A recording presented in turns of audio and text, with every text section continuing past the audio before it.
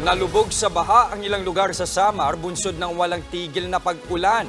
Nasa frontline ng balitang yan si Gio Robles. Nagmistulang ilog ang barangay na ito sa Calbayog City sa probinsya ng Samar. Nagulat ang mga residente nang biglang umabot ng lagpas baywangan tubig. Bunsod ito ng walang tigil na pag-ulan kahapon. Makikita sa video ang ilang residenteng sinuong pa rin ng mataas na baha. Pero ang iba minabuting manatili sa ikalawang palapag ng kanilang bahay. Pinasok ng baha ang mga bahay kaya agad itinaas ng mga residente ang kanilang mga kasangkapan at iba pang gamit.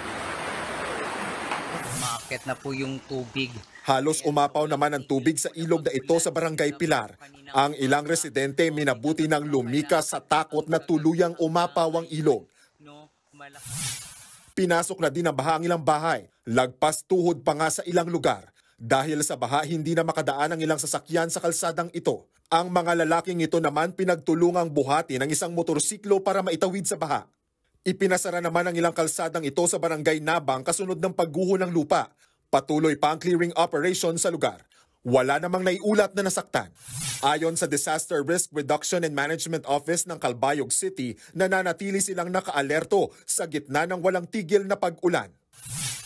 Ganyan din ang sitwasyon sa bayan ng San Jose de Buan sa Samar. Halos umabot na nga sa bubong ng mga bahay ang baha. Stranded tuloy ang mga residente. Nagsilutangan naman ang mga basura.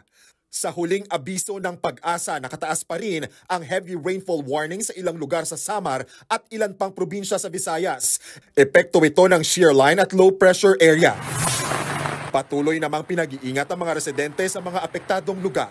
Nagbabalita mula sa Frontline, Gio Robles, News 5. Mga kapatid, Jess De Los Santos po. Iba na ang may alam at may pakialam sa panahon ngayon. Para sa tuloy-tuloy na balitaan sa Frontline kahit weekend, mag-follow at mag-subscribe sa social media pages ng News 5.